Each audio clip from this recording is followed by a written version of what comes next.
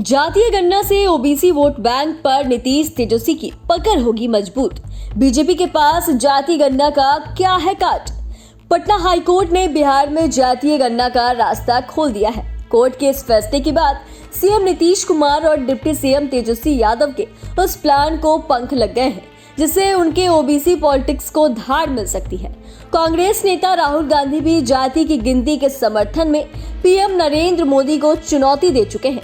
RJD supremo Lalu Prasad Yadav जातीय जनगणना को देश के विकास के लिए जरूरी बता चुके हैं और इसे लेकर नरेंद्र मोदी सरकार पर लगातार हमलावर है।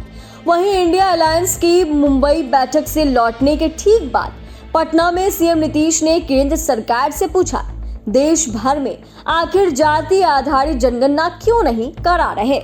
ऐसे में क्या है जातीय गणना का दाव जिसे गैर बीजेपी दल आजमाने के लिए बेसब्र है। आइए समझते हैं विस्तार से पूरे मामले को। बिहार में जातीय गणना के पीछे नीतीश कुमार की सियासी मजबूरी भी मानी जा रही है। राज्य में आरजेडी का मुस्लिम यादव वोट बैंक बेहद मजबूत है। इनकी तादाद करीब 27% है। ऐसे में अगर इसके साथ नीतीश अपने पारंपरिक ओबीसी वोट का कुछ हिस्सा जोड़ लेते हैं तभी महागठबंधन की असली ताकत सामने होगी। ऐसे में नीतीश अपने अति पिछड़े वोट बैंक को जातीय जनगणना के जरिए लुभाने के प्रयास में है।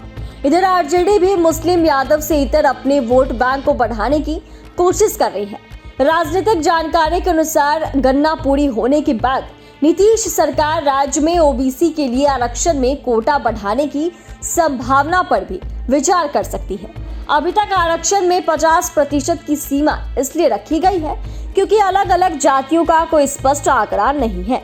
देश में 1931 के बाद जातीय जनगणना नहीं हुई।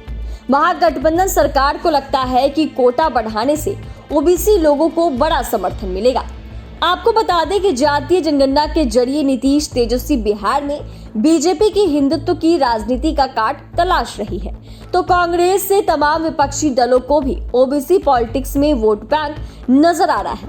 इसके तार जातियों के आरक्षण से भी जुड़े हैं। वैसे तो 1931 के बाद देश में कभी जातीय जनगणना नहीं हुई, मगर जानकार बताते हैं कि भारत में अन्य पिछड़ा वर्ग यानी ओबीसी की आबादी 47.4% है। ज्यादातर देश की क्षेत्रीय पार्टियां की राजनीति का आधार जाति और भाषा है, इसीलिए वह जाति की गिनती को अवसर के तौर पर मानते हैं। ओबीसी आरक्षण की पैरवी करने वालों का दावा है कि उन्हें आरक्षण का लाभ आबादी के हिसाब से नहीं मिल रहा है।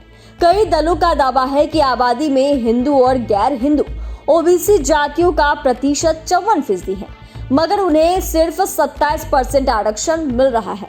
संविधान के अनुच्छेद 16(4) में ओबीसी के लिए आरक्षण का प्रावधान किया गया है। अभी भारत के हिंदी भाषी प्रदेशों में भारतीय जनता पार्टी का बोलबाला है। दिसंबर 2022 तक देश की कुल 4126 विधानसभा सीटों में 1394 बीजेपी के पास थी। लोकसभा की 303 सीटों पर भी उसका कब्जा है। ऐसा माना जा रहा है कि देश में 240-245 लोकसभा सीट पर जीत हार का निर्णय ओबीसी वोटरों के हाथ में है। इनमें से करीब 180 सीट हिंदी भाषी राज्यों में है। अगर 2024 के लोकसभा चुनाव से पहले जाति का जन बाहर निकलता है तो ब्रांड मोदी को चुनौती दी जा सकती है।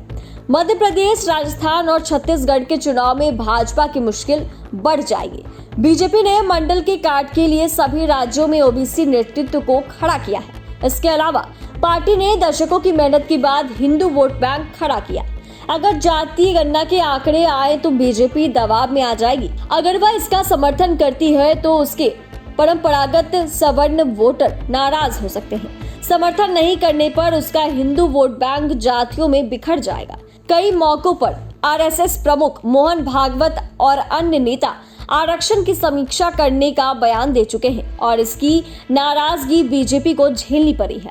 अब विपक्ष गोलबंद हो रहा है तो बीजेपी भी इस मुद्दे पर फूंक फूंक कर कदम रख रही है। बहरहाल बिहार में जातीय गणना को लेकर नीतीश कुमार की अगुवाई वाली महागठबंधन सरकार सक्रिय हो गई है। इसे जल्द पूरा करने की कोशिश में जुटी हुई है। 2024 के चुनाव में जातीय गणना को विपक्ष बड़ा मुद्दा बनाने की तैयारी में जुटा है। ऐसे में मंडल पार्ट 2 की काट में बीजेपी किन मुद्दों को आगे करती है, यह देखना दिलचस्प होगा। लाइव सिटीज के लिए शुभम सौरभ की रिपोर्ट।